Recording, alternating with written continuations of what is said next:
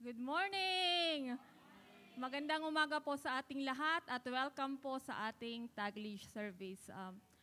Kumusta po ang Thanksgiving celebration natin? Busog na busog pa rin po ba? Sigurado po ako, lahat tayo ay busog na busog sa pagmamahal at sa pasasalamat natin sa Panginoon.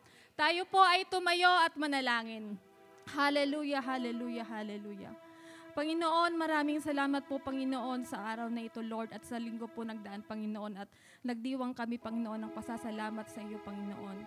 Nawa po, Father God, hindi lamang po, Lord, tuwing Thanksgiving, Panginoon, kundi araw-araw po, Panginoon, kami magpupuri, magpapasalamat, Panginoon, at itataas ka namin, Panginoon, sa lahat ng aming ginagawa, Father God.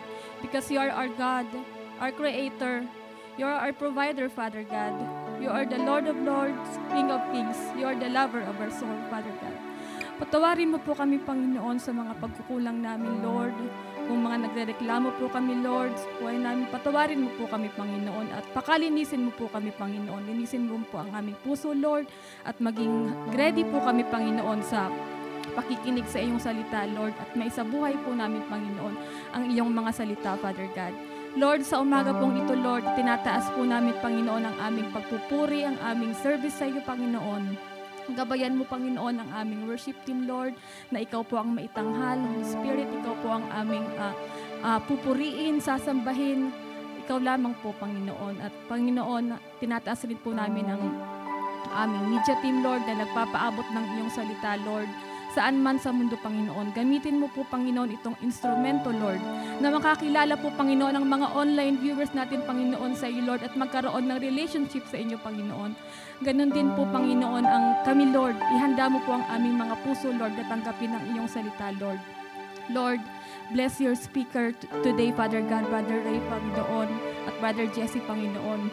Lahat po, Panginoon, na magsasalita, Panginoon, sa iyong harapan, Panginoon.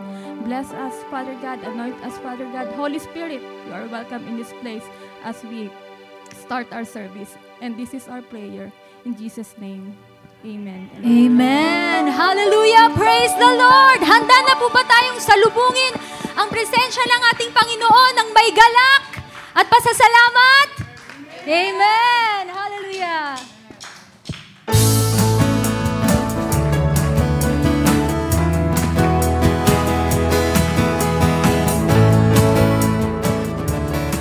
Mga labi ko, O Diyos, sa'yo aawit. Mga labi ko, O Diyos, sa'yo aawit. Ika'y papurihan sa kalangitan. Mga labi ko, O Diyos, sa'yo aawit. Ika'y papurihan sa kalangitan. Aking kamay itataas ka. Aking kamay itataas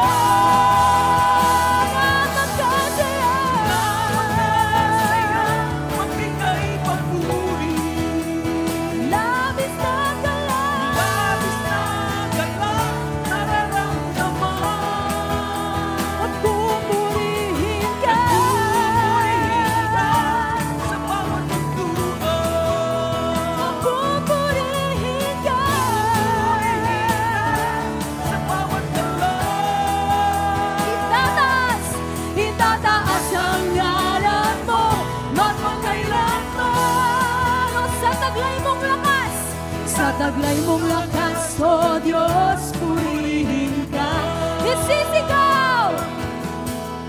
Isisigaw sa buong mundo, labis mong gawa. O puso ko'y tuwang-tuwa, puso ko ay tuwang-tuwa. Kasiyahan ay umaapap, katapatan mo, O Diyos, ay dakila. Tayo pong sumayaw sa presensya ng ating Panginoon. O napakasayang magbigay papuri sa'yo. Labis na galak, nararamdaman o pupurihin ka. Pupurihin ka sa bawat tugtugan, o pupurihin ka. Pupurihin ka sa bawat galaw. Itataas ang ngalan mo, magpakailan mo, itataas ang ngalan mo, magpakailan mo. Itataas ang ngalan mo, magpakailan mo. Oh, may galak, may saya, may tuwa.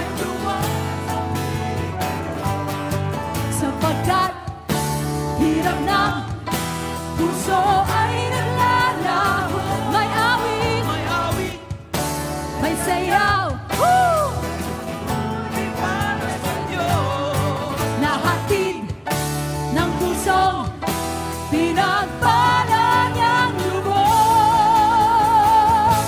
Handog niya ay kapayapaan, handog niya ay kagalakan, handog niya ay kalakasan sa bawat pusong napapagat. Kaya ang awit ng papuri, awit ng pasasalamat, at ang awit ng pagsamba ay para lang sa Kanya. Minsan pa po, may galak, may saya, may tuwa sa piling mo. Sapagkat hirap ng puso ay naglalaho, may awit, may saya, at papuri para sa Diyos. Nahatid ng pusong pinagpala niyang lubos. Tumawid po ang mga pinagpala. Handog niya ay kapayapaan, handog niya ay kagalakan, handog niya ay kalakasan sa bawat pusong napapagat. Kaya't ang awit ng papuri, awit ng pasasalamat, at ang awit ng pagsamba. Oh, handog niya ay kapayapaan, handog niya ay kagalakan, sa bawat pusong napapagat. Awit ng pasasalamat,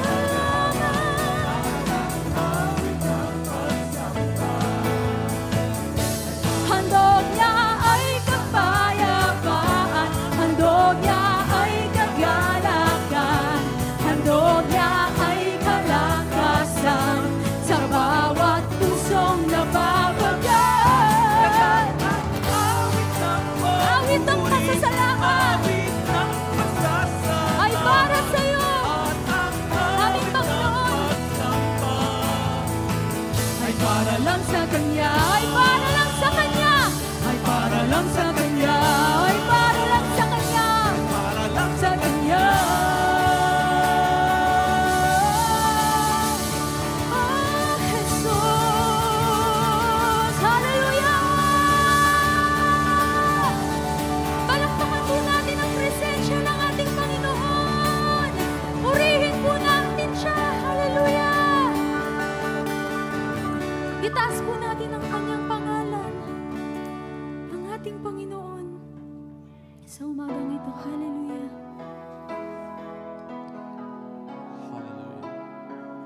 Hallelujah!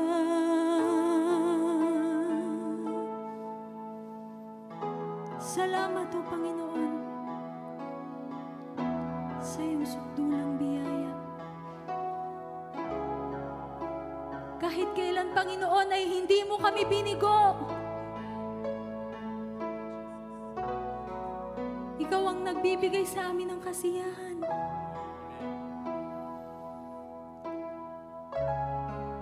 Ang iyong presensya ang nagbibigay sa amin ng kapayapaan. Hallelujah!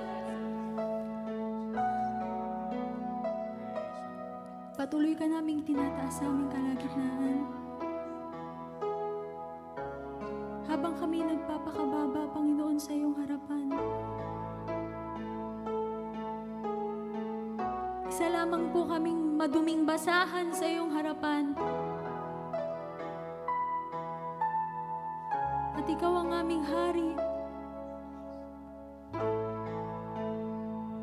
Ang aming Diyos na buhay. Habang hindi karapat-dapat pagkukulan ng habang at wagas mong pagsinta, habang walang kakayanan masuklian ka ng mabuti sa lahat mong ginawa. Niyakap mo ako sa aking karuhan. Inibig mo ako nang di kayang tumbasan. O Diyos ng katarungan at katwiran,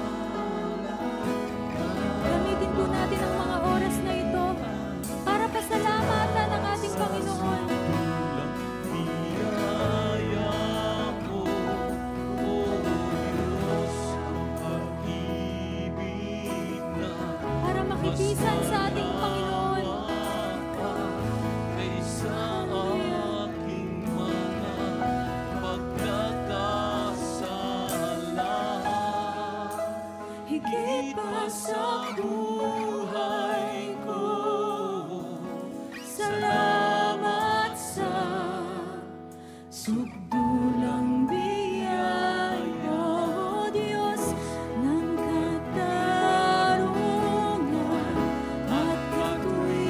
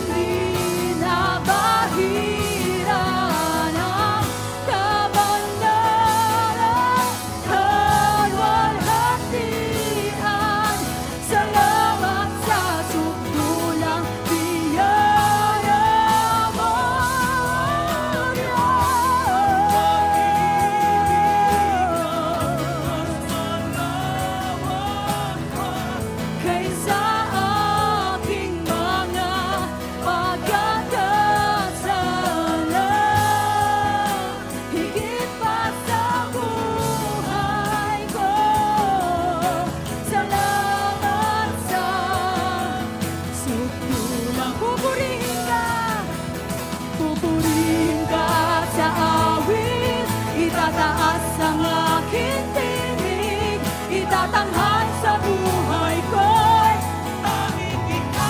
tanging ikaw, higit pa sa kalangitan, ang iyong kaluwalhatian. Kadakilaan mo'y di mapapakila, O Diyos, at pupurihin ka namin. Pupurihin ka sa awit, itatanghal sa aking tinig, itatanghal sa buhay ko'y tanging ikaw, O Diyos. Higit pa sa kalangitan, Ang iyong kaluwalhatian, kadakilaan mo'y di mapapantayan. Kadakilaan mo'y di mapapantayan. Kadakilaan mo'y di mapapantayan. Oh, Jesus, sa'yo ang kaburihan, kaluwalhatian, ngayon ang magpakailanman. at magpakailanman. Jesus, sa'yo ang karangalan, kapangyarihan, Kapangyarihan ngayon at magpakailanman. Jesus, sa'yo ang kaburihan, ang kaluwalhatian. magpakailanman. Jesus, sa'yo kapangyarihan, Kapangyarihan ngayon at magpakailanman. Pupurihin ka. Itaas po natin ang ating mga kamay at purihin ang ating Panginoon. Hallelujah! buhay ko. Oh, tanging ikaw, O Diyos. Higit pa sa Higit pa sa kalangitan, kadakilaan mo'y di mapapantayan. O, pupurihin ka! Pupurihin ka sa awit, itataas ang aking tinig, itatanghal sa buhay ko. Sa buhay ko'y Tanging ikaw, O Diyos. higit pa sa kalangitan. Ang iyong kaluwalhatian, Ang iyong kaluwalhatian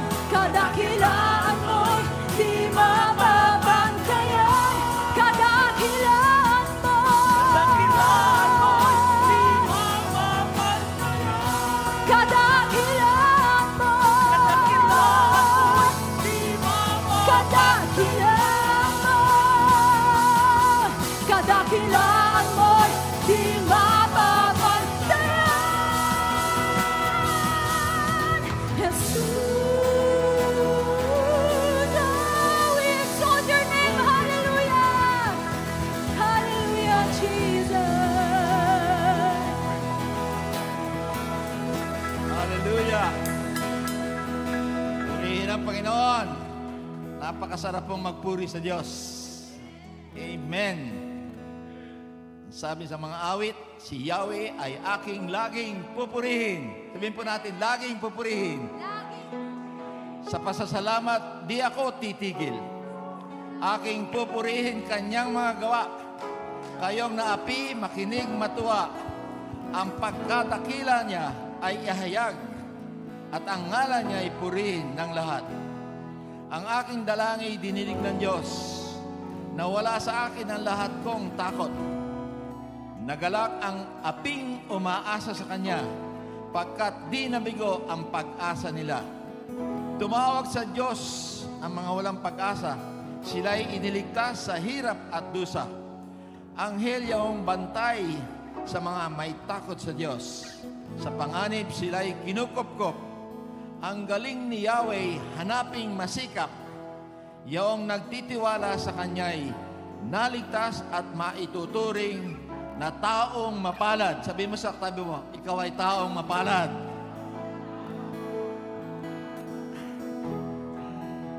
Wagas na pag-ibig ang dulot ni Yahweh sa mga nagtitiwala sa Kanya. Lahat ng matuwid ay tapat kay Yahweh, magalak na lubos. Dahil sa natamo nilang kabutihan, kaloob ng Diyos. Sumigaw sa galak ang lahat ng taong sa Diyos ay sumusunod. Taas po natin ating kamay sa Panginoon. Diyos amang makapangyarihan sa lahat. Tinataas namin ang aming mga kamay sa iyo. Ang aming mga bibig ay nagpupuri, nagpapasalamat. Dakila ka, O Diyos. Ikaw ay banal, banal, banal at makapangyarihan sa lahat. We worship your holy name. Holy, holy, holy is the Lord God Almighty. Thank you. Salamat po, Panginoon, sa iyong pagliligtas, pagpapatawad sa aming mga kasalanan. Salamat sa iyong pagpagaling sa lahat ng aming mga karamdaman. Salamat sa puspusan ng Espiritu Santo na sumasa bawat isa sa amin. Pinupuri ka namin at nilulalhati. Bless your holy name. In the mighty name of Jesus, we humbly pray. Everybody say amen. Palakpakan po natin ang Panginoon. Hallelujah. God bless you. Thank you, worship team. Shake hands with one another. Hallelujah. The God in the highest.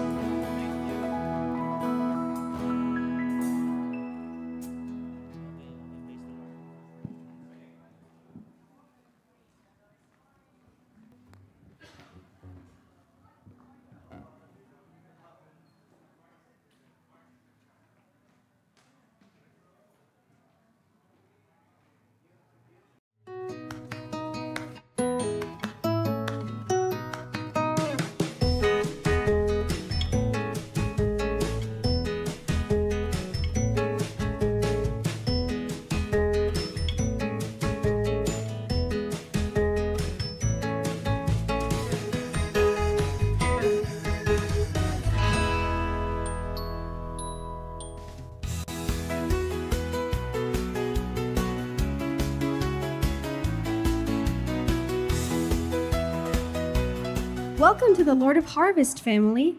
You are invited to worship with us every Sunday in person here at historic Filipina Town in Los Angeles.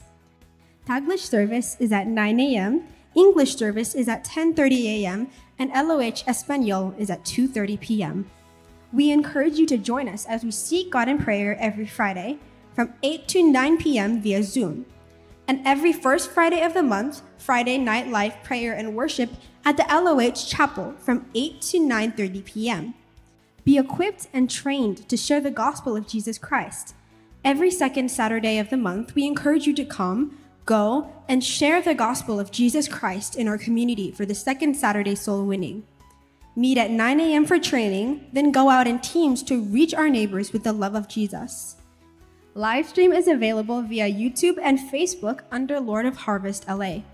Don't forget to hit like, follow, and subscribe. please visit our website at lordofharvest.org for more information. Amen. Good morning po, mga kapatid. Magandang umaga. Mayong buntag. Mayong buntag.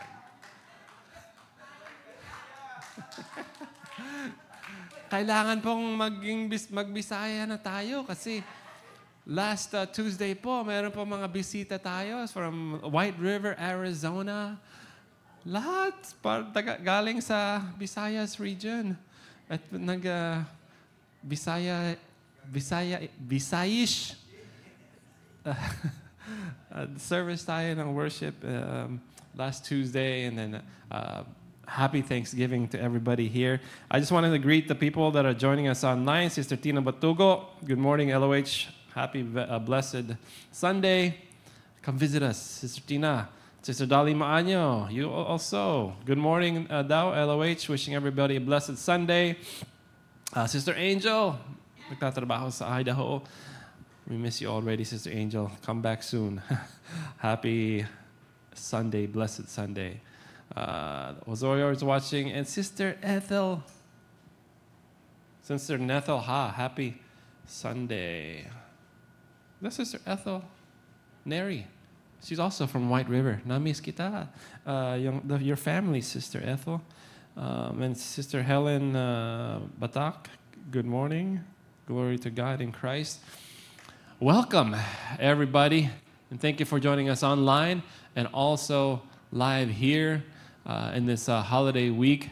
We are grateful for every single one of you. A few announcements before we continue our worship service through our tithes and offering.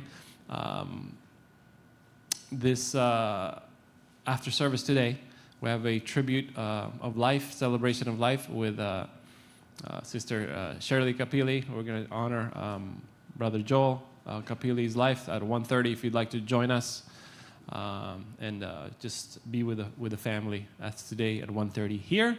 Also, Vision School training will be here as well at the same time in the lobby there. A few activities happening. Carolers are doing a fantastic job. LOH, carolers, give them a hand. The Christmas carolers. If you want to bring joy to your household, or we're using this as a tool to glorify God, to share the gospel, to encourage our friends and family that may not be keen to coming here or have gotten cold in the season. See Brother Ramon, see Brother Alwyn, Brother Roy, Sister Minnie, Brother Roland to make arrangements. I don't know if they're booked already. They might be already fully booked from now until the end of the year, but they're doing a tremendous job just connecting with our kababayan or our kapatid, and also people are donating and to the work, to the gospel here at LOH.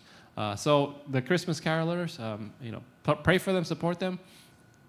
Brother Ramon, also we got a call from our former members or leaders at Orange County. They said, can we get the youth over there? Man, we might have to rally the youth. We're getting so much inquiries about the carolers as well. So the best is yet to come. Amen? And also for December 13th, our big annual gala upgraded version. Today po is the last day to register at the cost price of $65. Huh?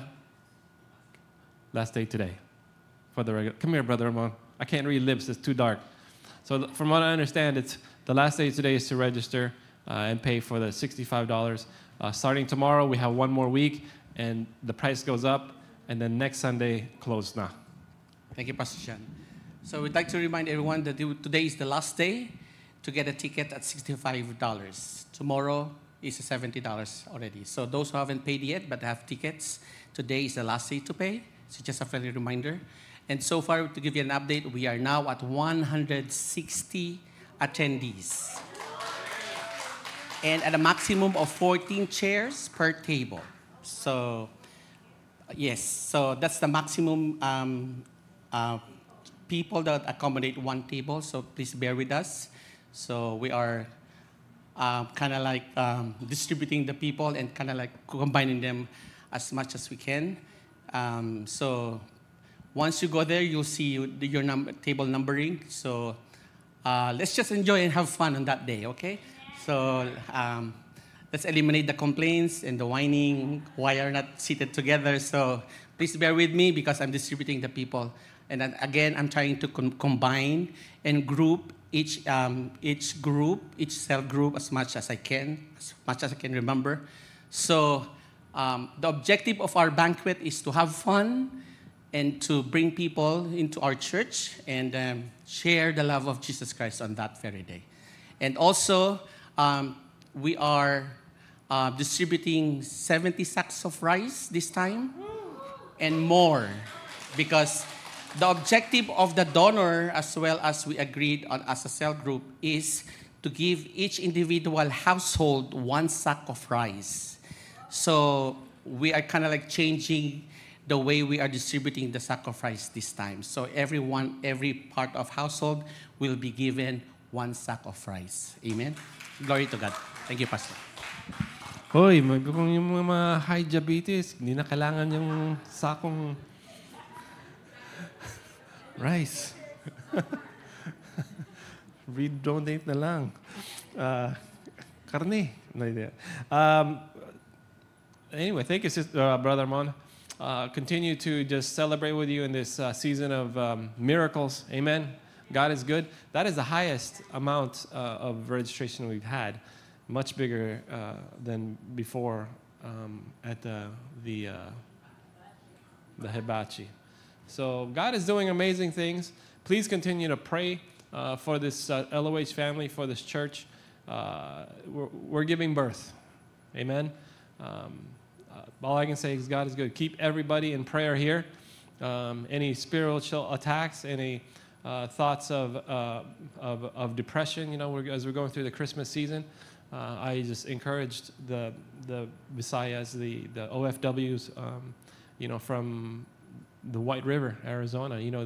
They're working here 3 to 5 year terms, and some of them are separated from their families. Some of us are here also separated from our families. Let's encourage one another, and let's continue to lift one another up in prayer. And you're part of that Lord of the Harvest family. Diba? So turn to your neighbor and say, your family. When you hear your family. Sister Luz, we're going to continue on, Paul, with our worship and our prayer, our worship or our giving. Amen. Thank you po, Pastor Jan. Magandang maga po sa ating lahat. Nakakatuwa po ang Panginoon dahil marami na po siyang tinutugon sa ating mga panalangin. So, nalangin po ako sa Panginoon. Sabi ko, Lord, bigyan mo naman po ako ng dagdag kita.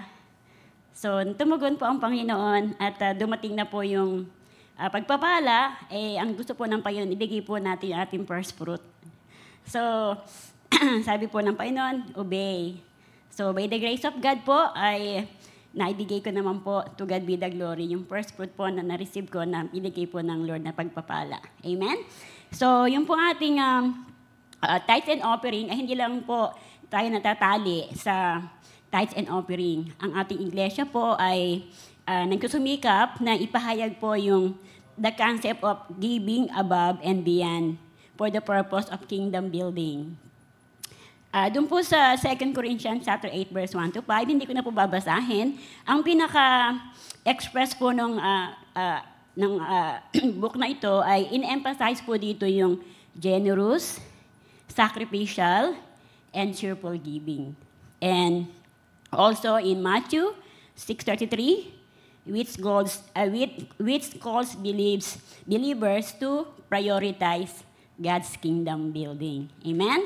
So, makikita rin po natin sa 1 Chronicles 29:39 na dito po ay example po ni King David. And the people giving generously over and above what was needed for the building the temple. So, basahin ko rin po sa Tagalog. Sabi po sa 1 Chronica, Kapitulo 29, talata 3 hanggang 9. Sabi po dito, at dahil sa kagustuhan kong maitayo ang templo ng aking Diyos, ibibigay ko pati ang personal kong mga ginto at pilak. Bukod pa ang mga materyales na naipon ko para sa banal na templo. Verse 4, ang ibibigay ko ay 100 toneladang ginto mula sa Ophir at 250 toneladang pilak. Ito ay gagamitin pangtapal sa mga dingding ng templo at para naman sa lahat ng mga kagamitan na gagawin ng mga platero. Ngayon, sino ang gustong magbigay para sa Panginoon? Verse 6, pagkatapos kusang loob, nagbigay ang mga pinuno ng mga pamilya, mga pinuno ng mga lahi ng Israel, mga commander ng libo-libong at daan-daang sundalo at mga opisyal na itinalaga sa pamamahala ng mga ari-arian ng hari. Verse 7, nagbigay sila para sa pagpapagawa ng templo ng Diyos na 175 toneladang ginto, 10,000 perang ginto, 350 toneladang pilak, 600 toneladang tanso, at 3,500 toneladang bakal. May mga nagbigay din ng mga mamahaling bato at itinabi ito sa bodega ng templo ng Panginoon na pinamamahalaan ni Jehel na mula sa angkan ni Gerson. Nagalak ang mga tao sa mga pinunod nila dahil kusang loob at taos-puso silang nagbigay para sa Panginoon, labis din ang kagalakan ni Haring David. Tayo po'y manalangin. Aming Ama, salamat pong muli, Panginoon, sa umagang ito na kami, O Diyos, dinako mo sa lugar na ito upang kami po, O Diyos, manambahan at magpuri at ihiyag po ang kadakilaan mo sa aming mga buhay. Salamat po sa pagpapala na kami, O Diyos, mayroong pribilehiyo na magkaloob po sa magitan po ng aming mga pananalapi na pinagkaloob mo sa amin na pansamantala lamang po ito. Lahat po ay galing sa iyo. Nawa, Panginoon, maging good steward po kami, Panginoon, sa lahat po na pinagkatiwala mo sa amin. At ibigay po namin to with cheerful heart, with grateful heart, and kusang loob po kami nagbibigay na mayroong pong pagmamahal at kagalakan po sa aming mga puso. At sa iyo lamang po ang papuri, Panginoon. Sa iyo lamang po salamat at ito po aming dalangin sa pangalan ng Ama, ng Anak at Diyos Espiritu Santo. Amen and amen. Praise the Lord.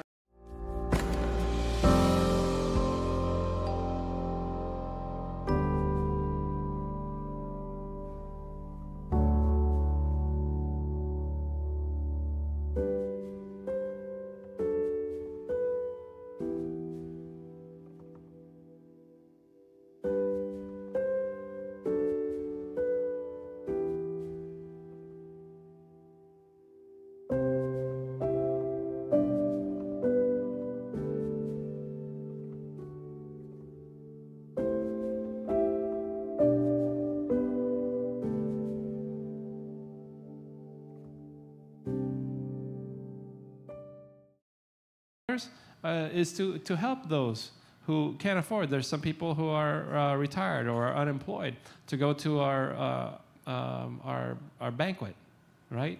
At the tables, Brother Arnold also inviting like 3 or 4 of his neighbors, right? They won't normally come to church, but his offering is to bring them in. Amen? Souls. So God is good. Thank you for your generosity. We are grateful for you today. We have hindi na guest po, pero si Brother Ray Lacanaria. Come on up here, man. He's going to give a word. Give him honor. Thank you, Brother Ray. 9:43. Magandang umaga po sa inyong lahat. Salamat po, purihin po ang Panginoon at nagkaroon naman tayo ng pagkakataon na magkabahagi sa inyo ng mensahe. Ang patuloy po tayo, last day ng November, November 30, ang topic na about gratefulness, being grateful. Na-enjoy ba ninyo inyong Thanksgiving? Yeah. Mukhang hindi pa kayo natutunawan. No? Purihin ang Panginoon kasi ang Panginoon pag nagbuhos, nagbigay ng biyaya, umuulan, di ba? Umuulan ng pagpapala. Manalangin muna tayo. Panginoon, salamat po sa pagkakataong ito at ihanda niyo po ang aming isip, aming puso sa pagtanggap ng inyong mensahe ngayong umaga. Panginoon, banal na Espiritu, kumilos po kayo sa amin. Patuloy niyo po kaming Himokin, i-challenge, O Lord God, to glorify your name and contribute to your kingdom for your glory. In Jesus' name, amen. Last week, ang verse po na ginamit nila Pastor John ay yung 1 Thessalonians chapter 5. Naalala po ninyo, no? Ang sabi dito, rejoice always. In everything give thanks, for this is the will of God, Christ Jesus, for you. So, sa lahat ng bagay, ay kailangan daw tayo'y magpasalamat. No? Kung titingnan natin sa Old Testament, ang Thanksgiving dito sa Amerika, no, nung mga panahon ng 1600s, yung mga pilgrims dumating, nagbigay sila ng pasasalamat dahil nag-survive sila. Almost half of their population was wiped out. So, pero tinulungan sila ng mga natives, ng mga American Indian, and that's why the following year, nung sila ay mag-harvest, nagbigay sila ng papuri sa Panginoon, yung mga pilgrims. 3 days yon, 3 days silang nag-fiesta, nagpasalamat sa Panginoon. So, likas sa ating mga tao ang pagpapasalamat, hindi ba? Mga anak natin, tinuturuan natin silang magpasalamat. No? Pag may tinanggap yung mga anak natin, mag-thank you ka doon. Thank you ka doon sa tito mo, sa tita mo. Mag-thank you ka sa lolo mo, sa lolo mo. Magpasalamat ka. So sa Old Testament, si Cain at si Abel, nagbigay din ng offering. Hindi ito sin offering, kung hindi free will offering. Expression ng gratitude nila sa Panginoon. No? Noon pa lang, ang tao marunong nang magpasalamat sa Panginoon. Si Abraham, ganun din. Nung manalo siya sa gera, nagbigay din siya ng papuri sa Panginoon sa pamamagitan ng tithe. Nagbigay siya ng tithe kay Melchizedek. Dahil si Melchizedek ay high priest. No? Alangan naman iwan ni Abraham yung kanyang handog sa ilalim ng puno. Hindi pwede. So, konsepto na itong tithes na ito, noon pa, panahon pa ni Abraham, wala pang batas ni Moses. Ginagawa na nila Abraham. Ibig sabihin, nakikita niya, ginagawa din ito ng kanyang mga magulang, mga tao sa paligid nila, kalakaran na itong tithe. No? Pag nagpapasalamat ka, okay. Bibigay ko yung ikapu kung ano meron ako. So, konsepto na ito. No? Hindi ito gawa-gawa. It's already been practiced. So, people are being grateful of the blessing. So, paano kung ang tao ay dumanas naman ng hirap sa buhay? Are you still grateful? Those people experiencing hard life. Those people who are experiencing disappointment in life. Meron kang pinapangalalangin sa pamilya mo na gumaling, pero hindi gumagaling. Are you still grateful? People you depend upon that you thought will deliver but failed you. Are you still grateful? Magpapasalamat pa rin ba tayo sa Panginoon? Those circumstances na gumiba sa atin, nag-shake sa atin, are we still grateful? Pero ito yung sabi ng psalmist, no? Ito yung pinaka-text natin. Psalms 136 verse 1. Ang sabi ay, give thanks to the Lord, for He is good, for His steadfast love endures forever. Sa ibang translation, His mercy endures forever. So itong word na ito, wala kasing exact translation yung word na hesed sa Hebrew. No? So hesed means, usually describes God as a steadfast, loyal, covenant-keeping God, a loving God that shows mercy and kindness. Imagine, that is the God that we are serving. But the question is, are you still grateful if you are experiencing trials in life? Silipin po natin ang story nitong, ito favorite ko talaga tong Egypt, Israelite paglabas sa Egypt. No? Exodus chapter 16 po. Ang problema dito, Israel is in bondage for 430 years. And then, nagkaroon sila ng opportunity to leave Egypt, pero nagmamadali sila. Kasi kailangan nilang umalis. No? Kaya meron silang mga tinatawag na unleavened bread. Pati yung yeast, hindi na sila nadala.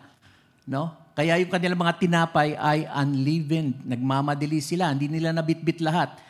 Pero, pag alis nila sa Egypt, 1 buwan pa lang, nagre-reklamo na ang mga Israelites. 1 buwan pa lang, 30 days. Ano ang reklamo? Ano usually ang reklamo ng tao? Gutom. Gutom. No? About 2.5 to 3 million people, approximate people that left Egypt. Napakarami nito. Even though dito sa Exodus 12 verse 37-38, ang sabi ay about 600,000 men on foot, besides women and children. Hindi kasama sa bilangan yung women and children. And also a mixed multitude went up with them also, and flocks and herds and a great deal of livestock. Meron pala silang daladalang mga livestock, pero imagine how many they are. Tsaka hindi lang sa pagkain ginagamit ang livestock. Ginagamit din sa sacrificial offering. Right? Nire-reserve din nila ito sa sacrificial offering. So, 1 month na uubos na. So, anong ginawa ng Israelites? They cried out in fear. Kawawang Moses, kasi si Moses ang nirereklamuhan nila. They complained. Okay? So, what did God give? Because, remember Psalms 136, God is Hesed. H-E-S-E-D. God is covenant-keeping. God is kind. God is loving. So God said to Moses, here in verse 4 of chapter 16 of the Exodus, He said, Then the Lord said to Moses, Behold, I will rain bread. Ito yung sinasabi nating umuulan ng pagpapala. I will rain bread from heaven for you. And the people shall go out and gather a certain quota every day, that I may test them whether they will walk in my law or not. Tingnan natin, gaano kabait ang Panginoon, no? Sumunod man sila sa akin o hindi, uulan. Uulan ng pagpapala. Kasi yun ang reklamo nila, food. Okay, no problem. I will give you food. Ano daw itong food na ito? Ito yung manna, no? M-A-N-N-A. And manna came out every morning fresh. Ang supply ng Panginoon, sariwa, every morning. God is showing Israel, you complain to me, I am faithful to you. You complain to me, I will give you manna every single day.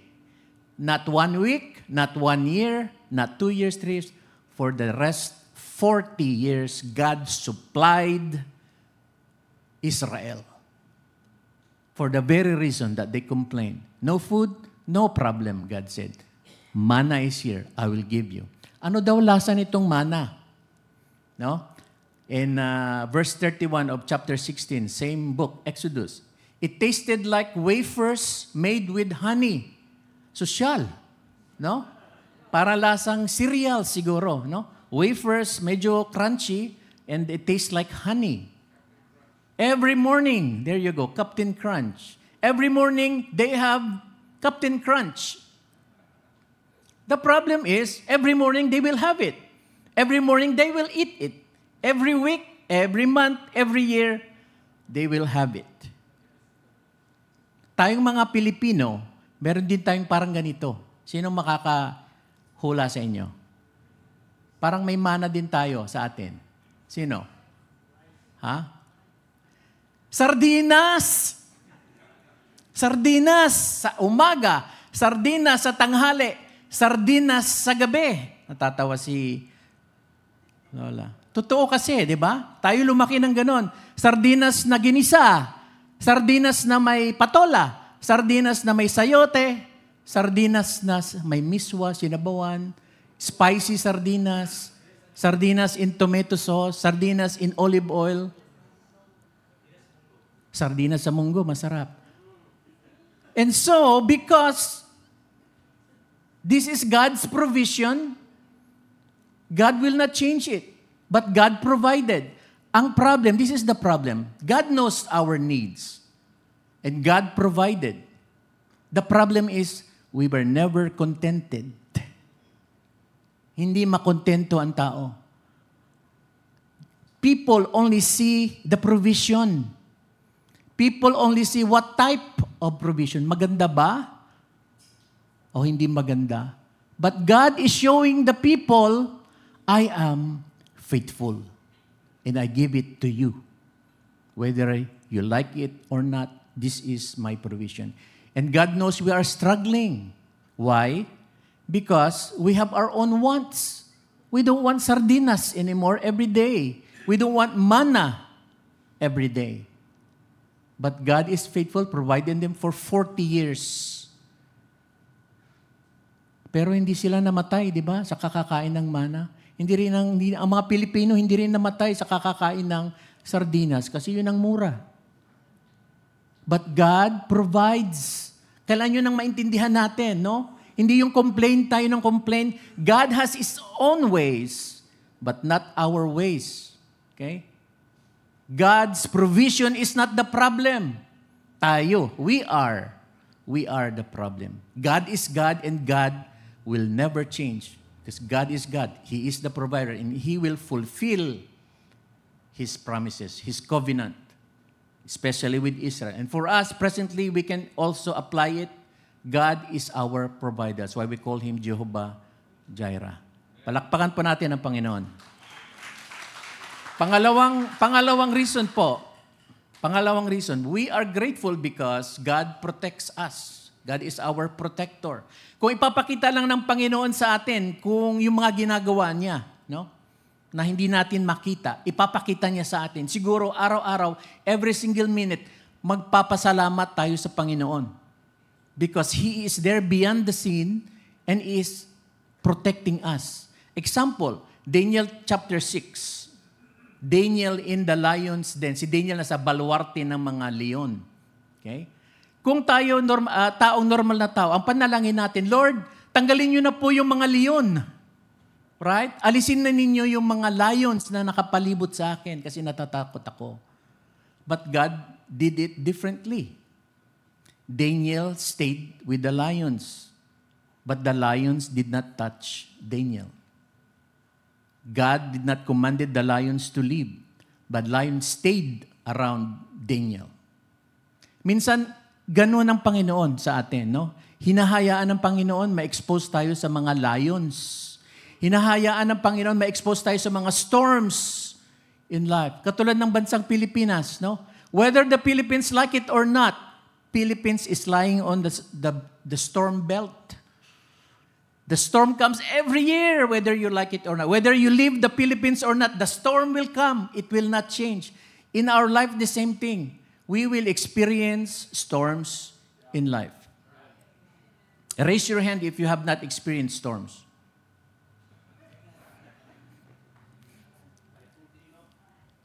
Okay? So lahat tayo dumadaan sa trial na ito. And God allows this because we grow in the midst of this, in the trials in life. So yung mga lions, mga storm, are necessary. It's necessary. Sa writings ng mga gospel writers, especially Apostle Paul, they always speak about suffering, especially in the life of the believer. So, yung mga bagong believer, akala nila minsan, pag naging born again sila, ay magiging blessing, magiging okay ang buhay nila. But they missed one thing. Isang part lang yun. Yes, God will bless. Katulad nga niya, sabi niya, I will rain food. Yes. But God did not say, I will take out your testing. No. Even here, He said, so that I will test them. I may test them. So God exposes us. And God wants us to pass through the wilderness. Katulad nga sabi natin, meron talagang shortcut na route going to the promised land, but God did not allow them to take it. God made them pass through the wilderness. So lahat tayo ngayon nasa wilderness. Every day may mga trial, may mga problem na dumadaan sa buhay natin.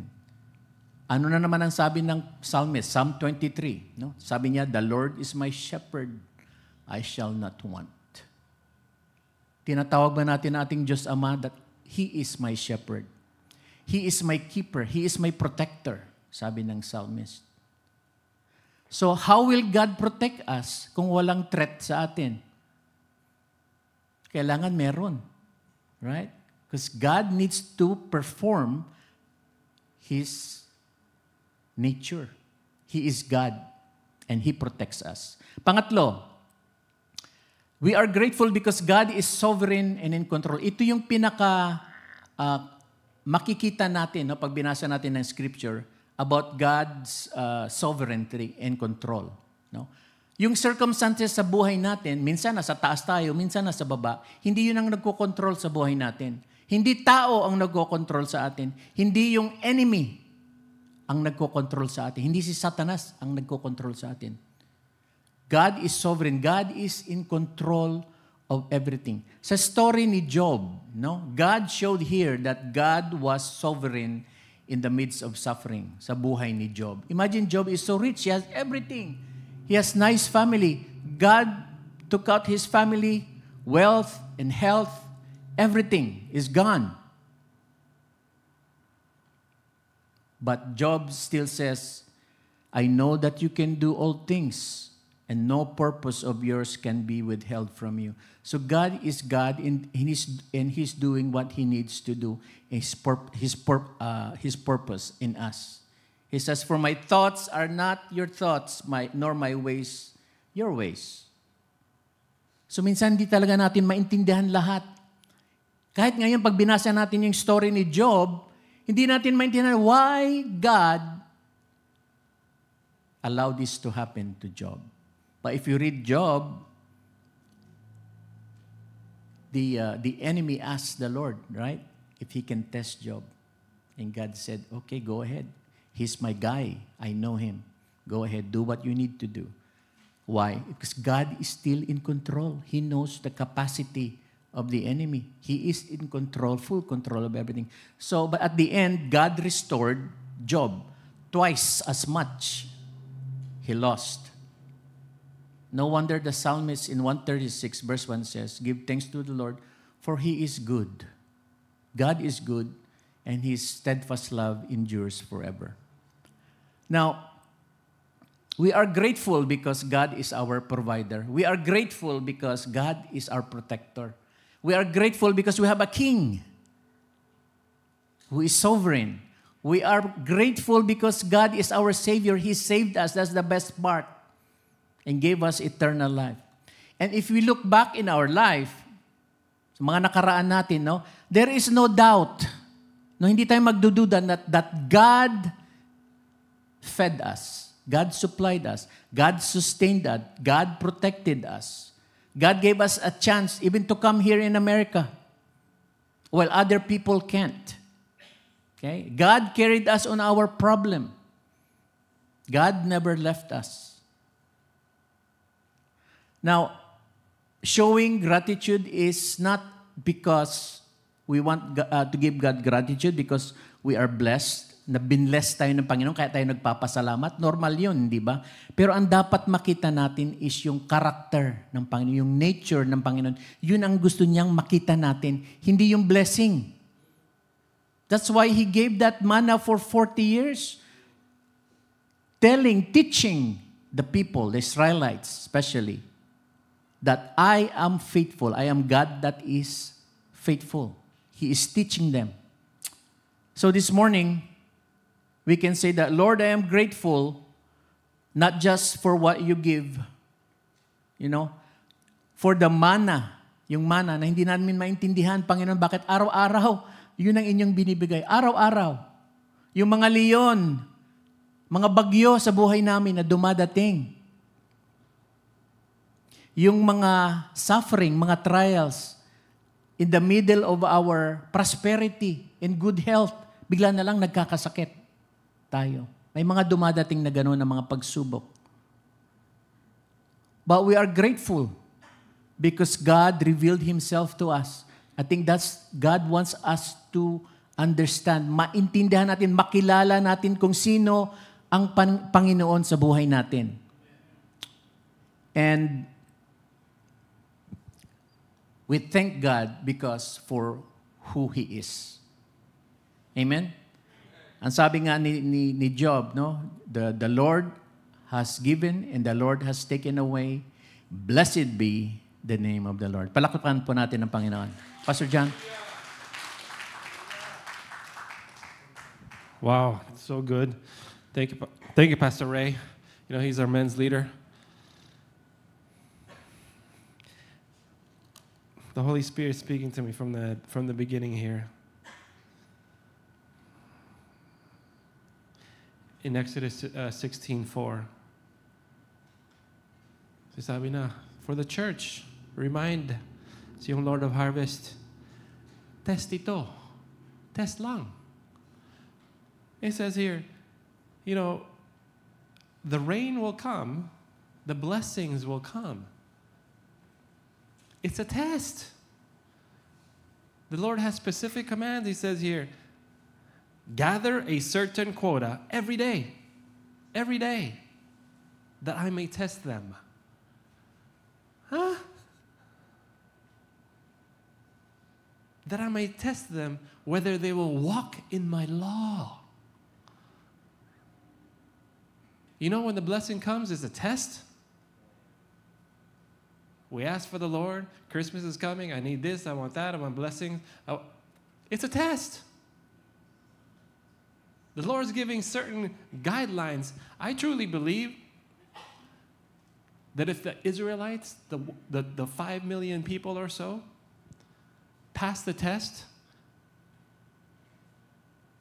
they could have entered the promised land in 40 days instead of 40 years. I say, remember when the spies came, the test came out, they didn't pass. Why? They didn't trust in the Lord. They saw the challenges and we can't do it. Joshua and Caleb said, we can do it. We got a different spirit. We're going to trust in the Lord. The majority said no. And the guy said, okay, you don't trust in me, you trust in your own strength, go ahead. 40 years in the desert, you're going to wander. I'll supply all your needs, but the abundant blessing is not going to come until you renew your mind, you know your thinking. Romans chapter 12, verse 2. Present your bodies a living sacrifice, a worship unto the Lord. Renew your mind, transformed. Be transformed by the renewing of your mind. Pero tayo, we just ask and ask. We're like little kids dito sa Exodus. Complain. When we do it, barumbado. Merong attitude, sige na, yoko. Hindi ko kaya. You ever, yung children, hindi ko kaya. But you as a father, kaya mo, talaga, let's go, you can do it, I'm gonna help you. Pero we just give up. Talaga bang magta-tithes? Talaga bang offering? Sa net, sa gross? Ba't mag-i-enroll ka sa klase ng life class that alam ko na, mas marunong ako sa teacher eh. It's a test. It's a test that we may follow. The book of the law. God's word. That we may trust in the Father. That we may listen to the Holy Spirit and do. Amen? And check po natin ang attitude natin.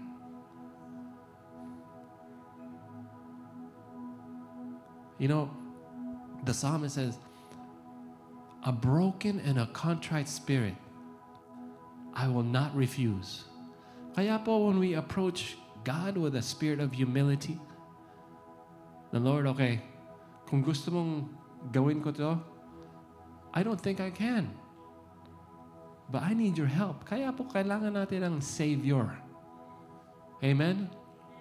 Ang warning po, as the Israelites crossed the promised land, ang payo ni Moses and God says, don't forget when the blessings come, the natural tendency, ang tao, is my hands have built this. Ako gumawa to. Says when you begin to look to yourself, then babagsak ka. So the natural progression in growth, we trust in God. We give glory to God. Be faithful in the little things. Ang problema, hindi ka pa faithful sa little things. You're asking for a bigger house. You're asking for, I'm ready for the lions. I'm ready for the lions den. Eh, yung pusa lang eh. Takot ka na.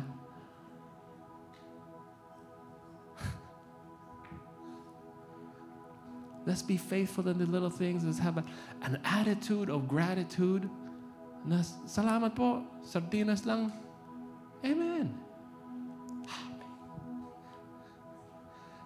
The breakthroughs I've had in life is when I've surrendered my plan and my will to the Lord. And oftentimes, the plan, the current situation, doesn't match the blueprint. When I've tried my best and I said, Lord, this is my desire. I can't do anything else. I've done what you said. Your will be done. And I'll be content with the little things. And you will see God move. Kasi that humbleness, that brokenness, yun! I've been waiting for that. He's going to come, and His presence and the breakthrough will come at the point of brokenness and gratitude. Time and time again, look at your life where you've surrendered your goals, your dreams to the Lord, your plans, your hopes, your desires. God will move. Young people, whatever you're planning to do, your purpose, your career, surrender it to the Lord. At the utmost of brokenness and humility, you can hear the Holy Spirit. And it's going to be scary. And the timing is going to be not your time. But if you listen and if you obey, you will see the miraculous move in your life. And you're going to be at a point like, that's not me. Thank you, God. Let's stand up this morning. Wherever you are in your life, whether you're broken or whether you're blessed, let's give gratitude and praise to the Lord today. Amen? Right now. I'm going to say amen 3 times. And let's just begin to pray, vocalize, and thank God. Count your blessings one by one. Amen? And just begin to praise Him. Give Him. If you're broken, it's called a sacrifice of praise. If you're blessed, give Him glory. Bring yourself down and lift Him up. And say, Lord, this is not me, this is you. I give you all the glory. I give you all the praise. I can't do this without you. Lord, I can't do this without you. Lord, I can't do this without you. Oftentimes, we're not ready for the blessing.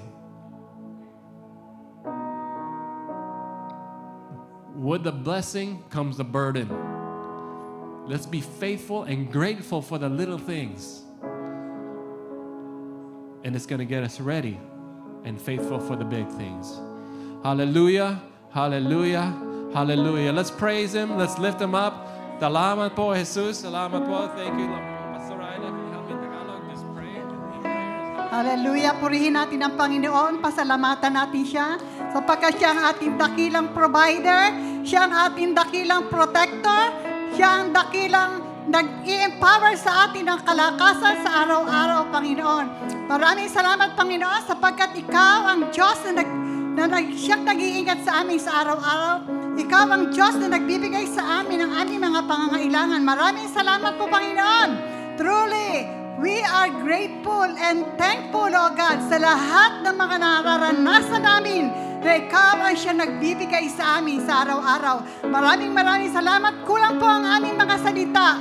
Kulang ang aming mga pasasalamat sapagkat Ikaw ang Diyos na nakakabatid ng aming buhay, ng aming pamilya, at lahat ng nasa aming kalooban, Panginoon. Maraming salamat. Ibibigay namin sa iyo ang lahat ng kapurihan, pasasalamat sa matamis at makapangyarihang pangalan ng aming Panginoong Jesus. Amen and amen. Amen. Purihin po natin, Panginoon. You know, I'm so blessed. You know, Brother Ray, faithful on the little things. 2 years ago, when he started the cell group 2 years ago, 3 years ago, man, sometimes it's him and Brother Nicky. Sometimes it's been him. And I check in, and you know what he said? Pastor John, I'm just going to call in. And I'm going to be faithful in this. Years. And now we see the blessing. We see the growth, not in just the cell group, we see his family following the Lord and reaching out. And it's not about money. Man, God is going to bless you over and abundant if we're just faithful in the little things and be content with the manna instead of, oh Lord, sardinas ulit, manna ulit. Changing our character and attitude. Amen? As we approach this season of miracles in this Christmas season, let's continue with a posture of gratefulness, a posture of humility, a posture of giving thanks, of worship. Whether it's a little, whether it's a lot, we'll be grateful. Amen? Father God, we thank you for your word today. Holy Spirit, you're speaking to your people and your children. Reveal to them with unveiled eyes the areas in our life where we are complaining, where we are grumbling. Lord, we would just surrender, Lord, our thoughts, that we will captivate our plans, our ideas, Lord, and align them to you.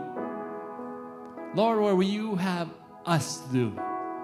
Lord, and as we follow and as we take our steps, Lord, we do so in faith, not with our emotions, not with our feeling, Lord, but by your word, by faith. We partner with you, Lord, and we stand in faith that as the new seasons, as the new chapters in our life go, that you will reveal to yourself to us in a powerful, real way, because you're a good Father. Our prayer in Jesus' name. Everybody said? God bless you. Have a great rest of the day. Maligayang Pasko. We have another speaker, an English service. Stick around, fellowship with one another. God bless y'all. Thank you, La Canaria family. Thank you, Domingo family.